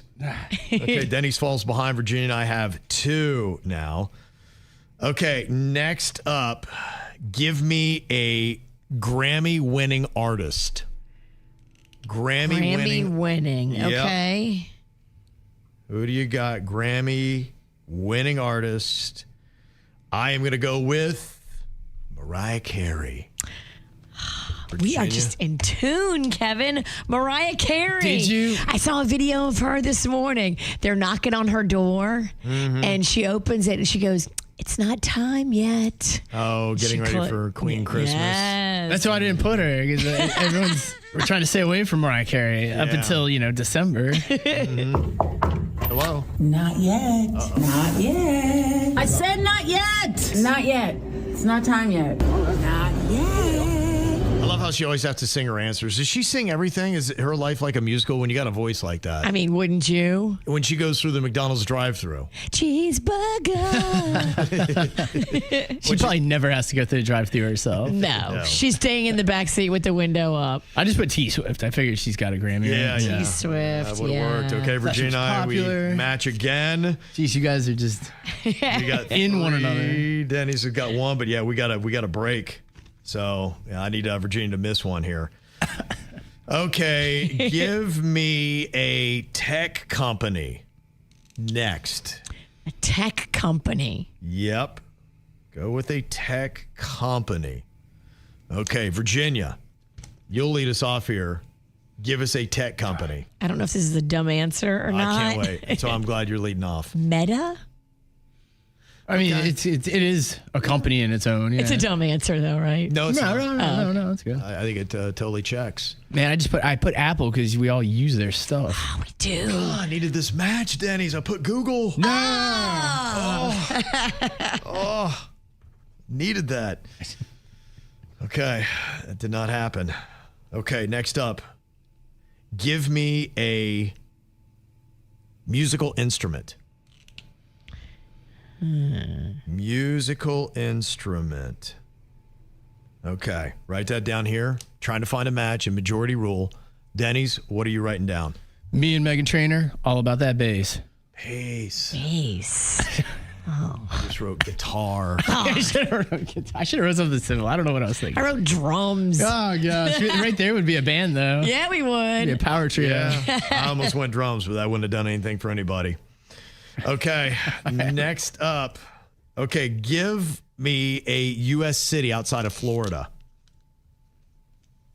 Okay, what is that going to be? I went with NYC, Virginia. All right, I'm trying to think like Denny's. I went Colorado Springs. Damn it, that's so much like Denny's. Damn it. What'd you write down? I somehow paired with Kevin with New York. Yes, you did. Yes, you did. Denny's coming through. You helped him win. What are you, Team Riggy? Second week in a row. I can't wait to tell Jbird how y'all rigged it. Yeah. I'm going to call him right now. I got 4. Virginia got 3. Denny's got 1. There's a lot of dumbass criminals to talk about, baby. It's the whacked out news. People breaking the law. Ha ha, fighting in the nude. Ha, drunk people pooping in the street. Ha ha, it's the whacked out news. So many people on meth. Ow! Well, could today be the day that aliens finally reach out to let us know that they do exist and they are here. What time is this supposed to go down? Because I'm supposed to go to a luncheon. Oh, yeah. I'd rather be looking to the sky than eating a fancy lunch. I got to pay attention to this. Yeah, you do. Absolutely. Yeah. I don't know if you can see it with the naked eye, but it's all about this 3-eye atlas. It is a large, fast-moving interstellar comet that has entered our solar system, and it's going to be exiting it. But they believe today it is going to be as close to us as it's ever going to be. Now, what is interesting about this interstellar comet is even though it's considered a natural object, it's got unique characteristics like a high ratio of carbon dioxide ice in the presence of nickel, which... Is that like dry ice? Yeah, great question. Yeah, they could stop by your Halloween party and help you out. I just need a little bit. Just get me off a chunk. Yeah, now... Some people are believing that some of the elements coming off of it shows that it's actually a technological artifact because it doesn't have the traditional characteristics of, a meteor or a comet. So they're like, okay, wait a minute. This could actually be an alien spacecraft. Apparently the speed it's going. And I even saw one person trying to say it seems like it's maneuvering or hitting the brakes. And I'm like, I don't know about all that, but... They say they're studying its path, and they think maybe today it might actually reach out. That's what some people are saying. Is 3-eye atlas alien technology? You can't do the calculation of the mass in rocks in interstellar space because this object is targeting the inner solar system, and, it will pass closest to the sun on October 29th. I got a text message the other day from someone who said that he is trading options on the volatility of the market with an expiration date of October 29th. In order to make money, and I immediately thought that I don't know if there will be meaning to money if this object turns out to be technological after October 29th. If you want to take a vacation, take it before that day. Now, it could be a mothership that releases mini probes, that they come to Earth. Okay, so who knows? If that is an alien spacecraft, maybe today they reach out to let us know, hey, guys, what's up? Fascinating. We'll see what happens with that. So a lot of the sci-fi nerds believe it. Well, they say dogs near the Chernobyl nuclear site are turning blue. Well, that's not good. Yeah, that doesn't seem like a good thing. They say that the incident has sparked a wave of reactions online, many curious about what would be causing the color change and the health of the dogs. It seems like they're okay. They're just blue. Huh. Yeah, but it's kind of an odd look. Yeah, and they've got some photos of them, and yeah, they look blue. Kind of like, you ever seen an SOS pad? After you use it, it gets a little bit sudsy. You ever use one of those things, the Brillo pads? Yeah. That's kind of the color of these dogs. Huh. Yeah, so it's kind of a dark, but you can see the blue coming through. I wonder if anything's wrong with them on the inside, or it's just a hue. Yeah. Are there any medical issues? Or Yeah. They say they have been congregating near this one porta potty, so they're trying to figure out if maybe the porta potty's to blame. Oh, they're drinking the blue water. I don't know. Does porta potties have blue water? Sometimes. Okay. I don't know. So it's I've a mystery. definitely trust me, I dropped my phone in a porta potty at Mardi Gras this past year, and I was looking in the porta potty and the water was blue. Okay. In quite a few of them. All right, well, watch out. Doesn't New Orleans like blue dogs? It does. Yeah. I have a blue dog in my house, the painting on the wall. Okay, so there's two places they have them now, New Orleans and Chernobyl.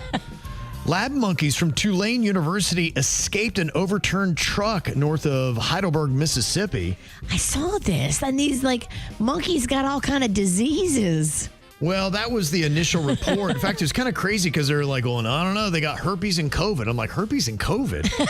I don't want to get those together. Yeah, it turns out that initial report was false, but it's still monkeys, and they can get a little bit squirrely.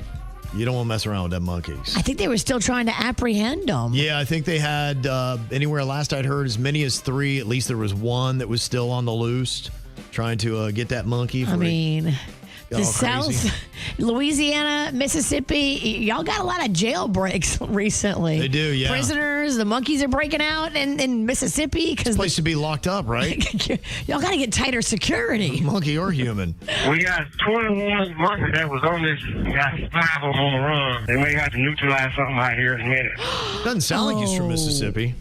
I think they're going to have to kill him. Yeah, I was trying to glaze over that part of it, but they're thinking that, because they can't take a chance with them. So we'll see. Hopefully they're able to catch them. But, yeah, that's, I think, part of the equation is eliminating them. I wonder what happened. Why did the truck overturn?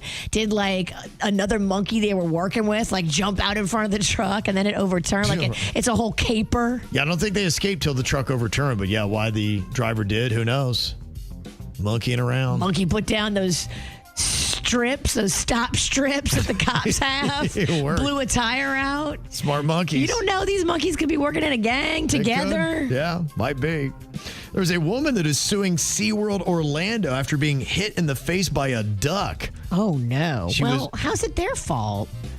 Yeah, I don't know. You know what? I think everybody, they're just, if you've got a theme park in Orlando, how can we sue them? You can't guarantee duck-free skies anywhere. She accuses SeaWorld of creating a, quote, zone of danger. Zone of danger. Enjoy your ride on the zone of danger. That sounds like a great ride. It does. She said they were operating a high-speed ride near a body of water, increasing bird strike risks. So they said, duh. I mean... lady. I mean, it's Florida, too. Where are you going to put anything that's not going to be by a body of water? Thank you. She wants $50,000 in damages. I get it. I mean, you're mad. I can imagine hitting. We've seen video. Remember Fabio had a goose. He was on a ride, clocked him in the face and knocked around that pretty hair he had. And he had bloody nose and bloody everything. Yeah, he didn't sue nobody. I get it. It's embarrassing, but you can't have a duck-free sky. The woman said when she was hit in the face, she lost consciousness, suffered permanent injuries, medical costs, and mental suffering. Okay, the duck also would like to sue.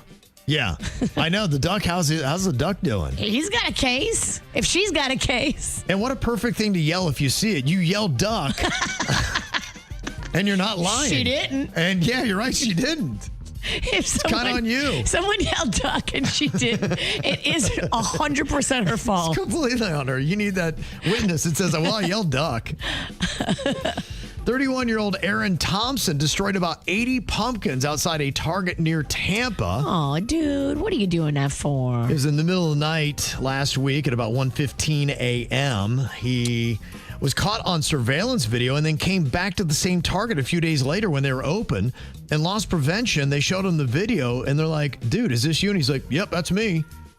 Okay. Big dummy. They called the cops. He was charged with felony criminal mischief because his damage on the pumpkins exceeded $500. He might not be all together in the brain. He said he was just blowing off some steam because somebody was messing with him on Facebook.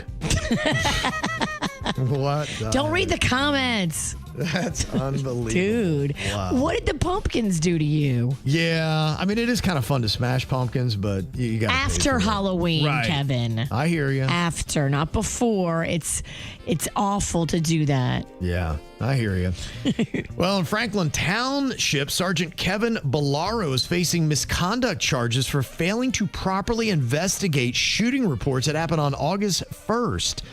Prosecutors are saying that Sergeant Bellaro received 911 calls about gunshots and screaming in Pittstown, but then he drove nearly 2 miles in the opposite direction. What? He went to a bank and used the ATM. Then GPS data shows he never even visited the caller locations before asking dispatchers to clear him from the scene. He never even showed up. Whoa, that's shady. Doesn't he realize they got GPS on his vehicle? Dude, how dumb are you? After they apparently cleared him from the scene, he spent nearly an hour at Duke's Pizzeria. I get it. We all love pizza, but... And then went to another restaurant for an hour. And then the next day, where they reported the shooting, 2 bodies were there. Oh, my gosh. Yeah, about 600 feet from the first caller's location. He just decided not to investigate, and you had 2 bodies there. Whoa, you need to be removed from your duties. And listen to this. New Jersey State Police Lieutenant Ricardo Santos had shot them before killing himself. It was another cop that did it. I'm wondering if he knew what was up and said, I'm not going to go report on this. So it's what? It's kind of a twisted story, huh? This is layered. He is now charged with official misconduct and tampering with public records for false statements in his incident report. Did he know that other cop was going to kill those people? Oh, my gosh. And he drove the opposite direction. Wow. Okay. He's not very bright. Right. To not know that GPS can see you and you're going the wrong way, dodo. Yep. And a video I saw today, which was kind of amusing, Miami Dolphins owner Stephen Ross. This just kind of embodies first world problems. He got off of his private jet and started yelling at the driver of his SUV who parked too far away from his private plane and made him walk. You can see the Dolphins owner berating this guy, being going, dude, like the plane's here. Why am I walking this far? That's Pull unbelievable. up next to the plane. I don't want to walk that far. I'd fly commercial if I had to walk like that. What's wrong with you? How ridiculous of a problem. So ridiculous. What are you thinking about? What are you thinking about? What's on your mind? Are you thinking about? What are you thinking about? All right, Virginia, what you got on your mind here today? Okay, so on my mind is this real? Okay. So Magnolia told me that, all the graduating seniors go on a senior trip at the end of college, and it's going to be all the schools. So not just FSU, where she goes, but FSU, UF, Miami, they're all going to Vegas on the same week or weekend or whatever it is, and it costs, they put you on a payment plan. So basically it's $120 a month for the next 12 months or something, and she wants me to split it with her, so we're each paying $60 a month. Is this real, or am I being tricked? It could be. I'm sure people will take their own trips. I've never heard about an organized thing. And no, she's saying it's an organized thing. UF, Miami, FSU, they all do it, and they're going to Vegas, and I got to pay $60 a month for the next year. Yeah, my mom would be like, tell them to have a good time. I noticed that they've been offering these things now where you can take a large payment and split them up, but you end up paying more in the long run. You do. And if you miss one payment, they come after you. You lose. You mean you're going to lose what you just bought? This is the thing now. So many of these companies want you to finance stuff, even stuff that costs like $100. They're like, hey, you want to break up the payments? I hate it. My Chase app, every time I do a large purchase or even like $100 purchase, it always asks me to split it, and I have to hit no. I go, can I defaultly say no every time? I don't want to split it, because then you're going to tack on interest, and stop trying to separate me from my money. So I would just say, that would be the only thing I'd check to see is this something where they came up with a payment plan so that would equate to how much they need, and then they're watching their own funds to pay at the end, or this is if it's a company, they're gonna want their cut. This is a company. This is like a sanctioned trip, and her and all her little sorority sister friends want to do it. Yeah, I would just say take a certain amount of money and just put it aside for the next year yourself, and cut out the middleman. I think I'd be like, whatever I give you now, you start siphoning off a chunk of that. If this means that much to you, you cut back on your expenditures so that you can make this trip happen. This ain't gonna be icing and gravy on top of everything else. But if you want to budget, then what you get, then go for it. She also turns 21 in May. Okay. And she's already said she wants to duplicate what I did for my 50th birthday. She wants to go down to Key West, invite a bunch of people, do a bunch of parties, do a bar crawl, do this, do that. Yeah. It's great. Guess who's paying? Well, that's just, I'd be like, nah. Just don't split those payments. Right. It sounds great. Tell me when you can afford it. Right. Yeah. I'm so excited. Who's paying? Yeah. That's crazy. I would just put aside your amount for that whole time, because I just feel like adding that third party just is going to cost you so much more. Denny's, I have one piece of advice for you. Don't have a daughter. Rocco is so much cheaper than Magnolia. It's crazy. I hear both are expensive, though. True. Kids are expensive, but I think girls there's something about girls and they're spending. Yeah. Oof. Where is your daughter in school now? What year is she? She's a junior. Okay. And I got to give it to her. She's doing the work. She's got a job at an endocrinologist where she works twice a week. She's got another job. She gets paid for that? She does get paid for that. Okay, cool. She's making her own money. $20 an hour. Yeah. Oh, that's good. That's awesome. You don't have to talk to me. Be like, you make your own money, girl. That's awesome. That's cool. Go for it. I definitely, you got my blessing. Apparently that money goes to, other stuff, like she buys her own clothes. She buys her own shoes. You're going to buy less clothes and less shoes. You got to make that work. Yeah. Yeah, none of my kids like coming to me for money either. So they go to the queen. Yeah. They know to go to your wife. Absolutely. Yeah. You ask too many questions. No, this is where I'm just like, that's cool, man. Go ahead, save up your own money. Yeah, that's what kids want to hear. That's not what I was wanting. No, I was wanting you to hand me more. I'm like, no, that's not how life works. Get that job. Yeah, you got a job. Just take that money. Look, is Cannon working? No, he doesn't work. No, he just goes to mom and grandma. He's got it. I'm not sure I've given him more than $5 in his life. That's why he doesn't come from to you. my hand to his. Now, he's getting my money, but just in a roundabout way. Right. He doesn't even come to me. You don't give him the paper. No. But he lives under the roof. Yeah. He comes to me. He's like, hey, I'm like, that'd be great. I'd be like, go get a job, man. You give him the business. When I was your age, I had a paper route. I did, yeah. I've been working since third grade, dog. I pay for everything. I know. It's like, you get your own job. Denny's poor little Lachlan was up crying last night. Aww. Yeah, inexplicably. He just woke up at 12, then he woke up at 1, then he woke up at 2. And each time he just, you would comfort him, offer him milk, all the regular stuff. And he just never reacted to any of it. He just kept crying until eventually he fell back asleep while crying. It was heartbreaking. It did 3 times. Teeth coming in. I'm looking. I don't know if teeth are really an issue at this point. I'm thinking maybe it could have been a nightmare. Yeah. I mean, maybe the 3 times kind of threw off that theory. Towards the 3rd time, I'm sitting there, in the rocking chair. I'm like, I don't know if he's having nightmares. But you said you showed him K-pop Demon Hunters, right? He watched about the first 7.5 minutes of that, and I go, I don't think you can watch this. So that one has pretty realistic demons. He seemed ambivalent to it in the moment, but you just don't know. It's a little bit scary. I watched it. I think it's scary. That's why we stopped it. Jen took him to the other room, and I had it on in the background while I was putting up some stuff, and so I watched the next 30 minutes of it before I shut it off. But I would say the beginning is pretty chill. It's a flashback to the old Asian times, and then it cuts to present day, and that's when you see the demons, and you're like, oh, these things are kind of scary looking. The demons are horrifying. Yeah, they kind of did that. So, but with the first demon in the airplane, I was like, all right, let's get him out of here. A lot of people are saying molars or ear infection. When does the toothing situation start coming in? So he has a bunch of teeth, but there is another phase of teeth, right? I think maybe because he's over 2.5 now. So is there one more round of teeth going? He was sick last week, but he's been he's been fine since the weekend. So I didn't think it was sick. I didn't think it could be an ear infection. That's the kind of stuff I'm thinking. Is it a stomach ache? He also had a bug bite on his foot. Did he wake up thinking it was a pain or an itch that he had never felt before, and now he just kept waking him up? Yeah, I don't know. It could be any of that. But how do you diagnose this stuff? You don't. You just have to wonder and hope he doesn't die. Yeah, that's your job.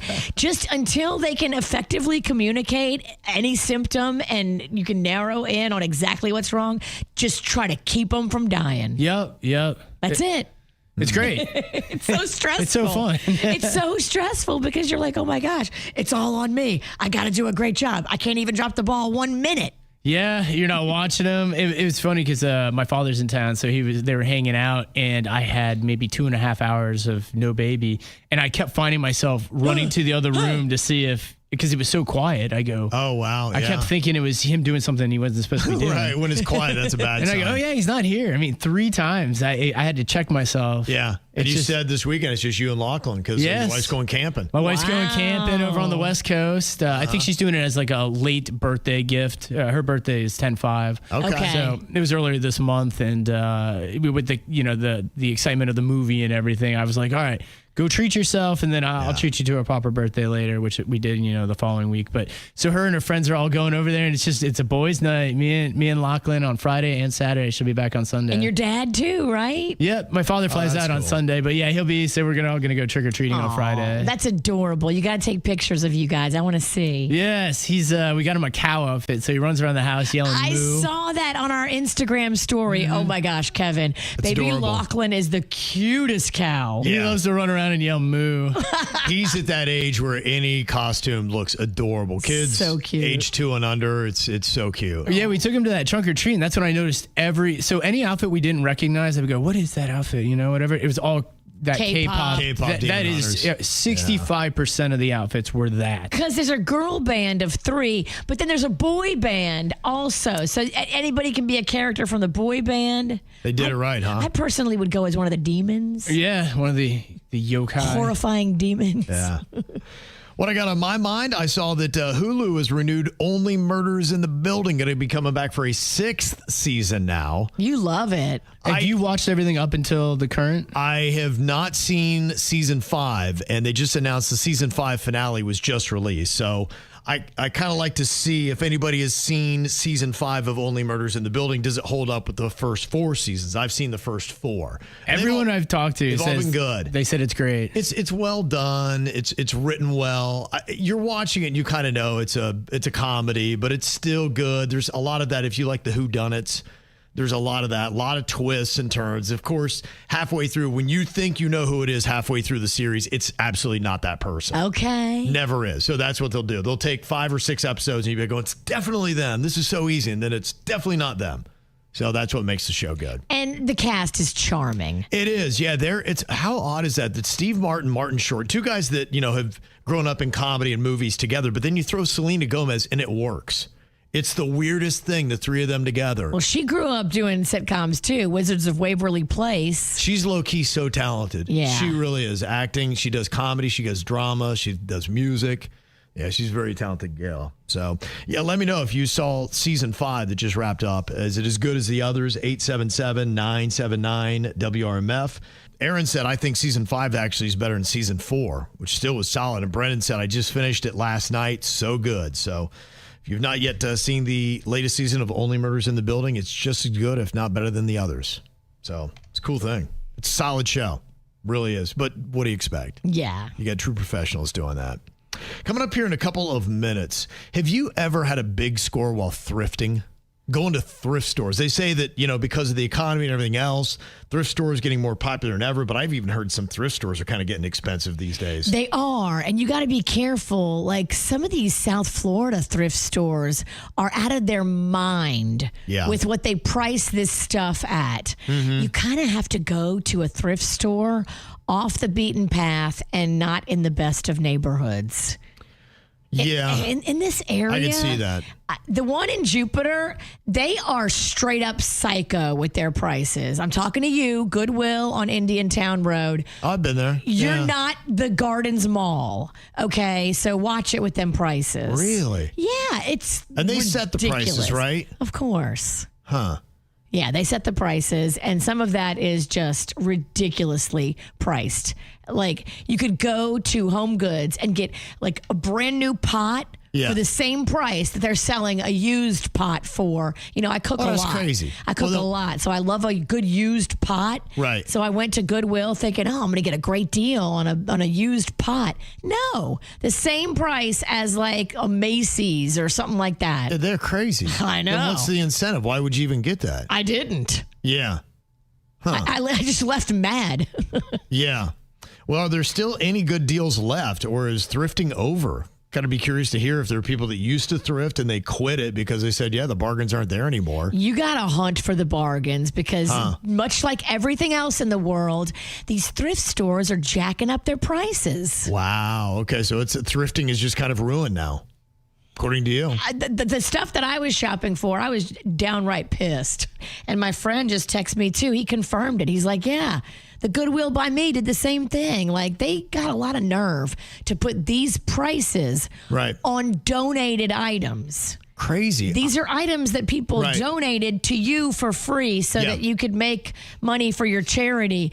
But you're way jacking up these prices. Well, you're kind of killing the fun of it because, to me, I thought thrifting was all about being able to find a special deal someplace. That's exactly it. Going somewhere and paying the exact same prices you'd pay at a regular store just to say, well, at least my money's going to charity. No. That didn't seem to be what the nature of it was. That ruins the whole joy of the thrifting experience. And some people go to the thrift store because, like when I was in college, My whole new wardrobe that I got to go away to college was from Goodwill. Okay. We went there because we couldn't afford to go to the mall to get a whole new wardrobe. Like, some people depend on Goodwill and places like that to go and get affordable clothes, to put clothes on the family.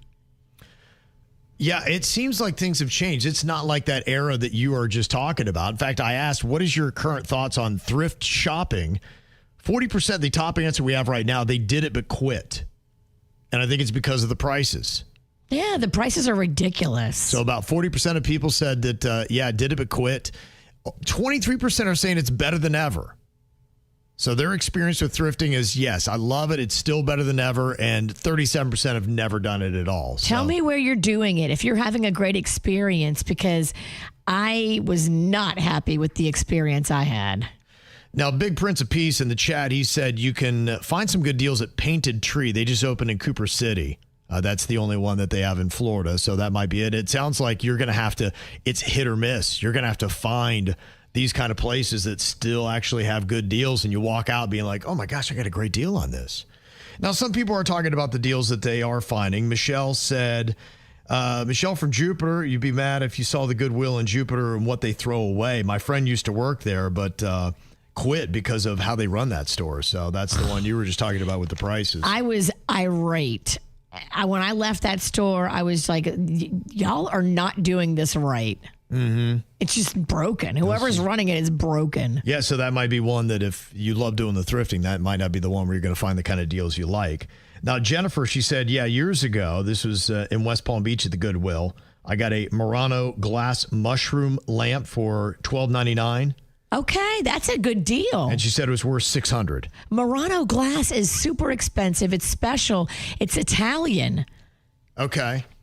So that's what you're expecting. You're trying to find that jewel in the rough. Yes. And if that thrill is gone, then to me, that's what I think, for everybody. We all have those things where you talk about the pleasure centers of the brain. I know for some people, when they bargain or get a deal, there's like ding, ding, ding, ding. It's like, it goes off. That's what they're out there for. Well, if I had the money to go pay retail, I would. Mm-hmm. Like, nobody's got the money to go get everything retail. We like to be able to go for the hunt and find the deal and beat the system. That's exciting. Yeah. That's my version of hunting. Right. Now, Clara, she said, I've been a big thrifter, and I just found a genuine Burberry scarf. And retail, probably paying $350. My thrifting price, $35. All right. She said, I've always wanted one, but I never want to drop $350. So this is why I'm addicted. So she's talking about that. So when she finds a deal like that, then she's stuck in it. But it sounds like you need to come up with the right stores before you even set out to do this. Absolutely. Tell us where you went, because some of these stores really have overvalued what they have in the store. Well, wishing our best to everybody who's been in the path of Hurricane Melissa. Boy, that thing was nasty with sustained winds, 185 miles an hour, and central pressure at 892 millibars, one of just only 6 Atlantic hurricanes that have dropped below 900, which measures the intensity of it. The BBC is reporting that a lot of people lost, they were hunkered down in structures and roofs were just blowing off right and left. And now you've got a whole family hunkered down in a house with no roof.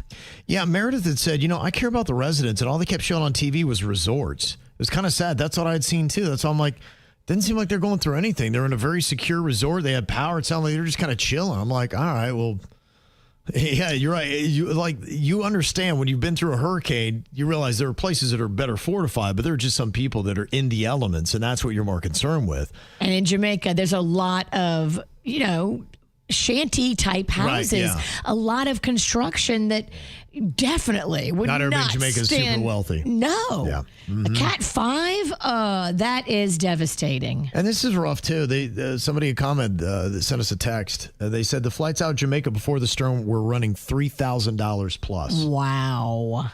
So that's just, it's again one of those things where you got to have money. That seems, in these situations. That's so rough, isn't it? Like, it's just a horrible thing to do to people that are trying to evacuate. Yeah, if you got money, a storm ain't a thing. But if you don't, it could take your life.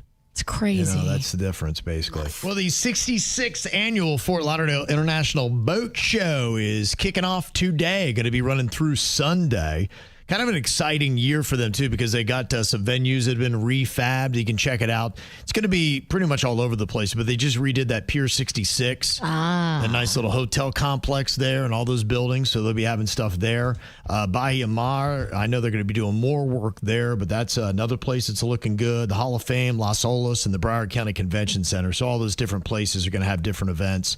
1,300 plus vessels, drawing over 100,000 visitors from across 7 venues. So wow. Yeah, going to be a big deal. If you want to go check it out, you can get in as cheap as $18, but of course in South Florida you can go VIP for like $440. So $40 or $440? $440. $440.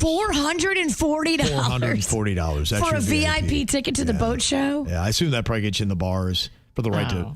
Yeah, and now I wonder, I assume it's not probably free alcohol. I imagine you still have to even pay. It better be free alcohol for $400. I don't know. It's a good question. I'm kind of curious. Yes, if you pay a VIP ticket to the Fort Lauderdale Boat Show, do you still have to buy booze when you're in there? Oh. Yeah, that'd be crazy, right? They can suck it. If you want tickets, go to Fort Lauderdale FLIBS. So that's the initials for Fort IBS is the last. International Boat Show, yeah. It looks like Florida IBS. I'm in Florida and I have terrible bowels. Does this boat have a bathroom? Isn't that the number one cardinal rule? You're not supposed to poop on the boat. You can't poo on the boat. That's terrible. Yeah, so it's flibs.com. If you want to buy a VIP ticket for $440, you can do that. All right, well, Jbird going to be back with us tomorrow, but as we head off to the after the show here, Denny's going to be stepping in and giving us the very necessary thought for the day. What you got today, Denny's? All right. Remember, every day, some ordinary person does something extraordinary. Today, it could be you. Oh, yeah. Pet talk, isn't it, Virginia? Get out there. Yeah, get them. The KVJ Show on 97.9 WRMF.